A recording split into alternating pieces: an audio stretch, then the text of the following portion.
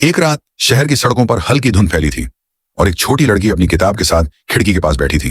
तभी उसने कुछ ऐसा देखा जो इंसानों की दुनिया में नहीं होना चाहिए था। दूर अंधेरे में एक 30 फुट का विशाल आदमी धीरे धीरे गलियों से गुजर रहा था। उसकी चाल इतनी नरम थी जैसे वो जमीन को छू भी न रहा हो, लेकिन जैसे ही उसकी नजर उस लड़की पर पड़ी, सब कुछ बदल गया। पल भर में उसने हाथ बढ़ाया और लड़की को अपनी हथेली में उठा लिया। उसके कदम जंगल की ओर बढ़ने लगे, एक ऐसी जगह जहां इंसान जाने की हिम्मत नहीं करते। वहां अजीब आकार के पेड़, अंधेरी गुफाएं और दूर से आती गहरी आवाजें जो हवा को भी भारी कर देती थी। उसने लड़की को अपने घर पहुंचाया, जो असल में एक विशाल पेड़ के अंदर छुपा था। अंदर लकड़ी की मेज, पुरानी किताबें और अजीब सी बोतलें थीं जिनमें रोशनी कैद थी। लड़की डर और हैरानी के बीच चुपचाप बैठी रही, लेकिन बाहर का जंगल सिर्फ शांत नहीं था, वो भूखा भी था। इस जंगल में रहते थे दानव, उससे भी बड़े, खून पीने वाले। उनका आकार इतना विशाल कि उनके कदमों से जमीन कांपने लगती।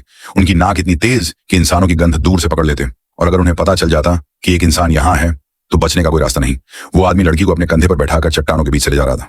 दूर पहाड़ की सबसे ऊंची चोटी पर एक रहस्यमयी जगह थी, सपनों की दुनिया। वहां पेड़ों पर चमकती रोशनी थी और पानी में उनका जादुई प्रतिबिंब। आदमी ने लड़की से कहा, यहां कोई दानव नहीं आ सकता।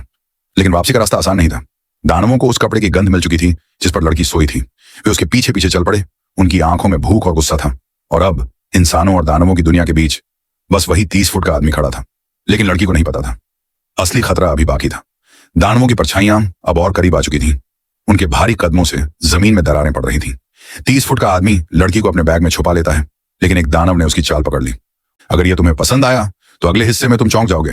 पार्ट 2 में मिलते हैं। चैनल को फॉलो करना मत भूलना।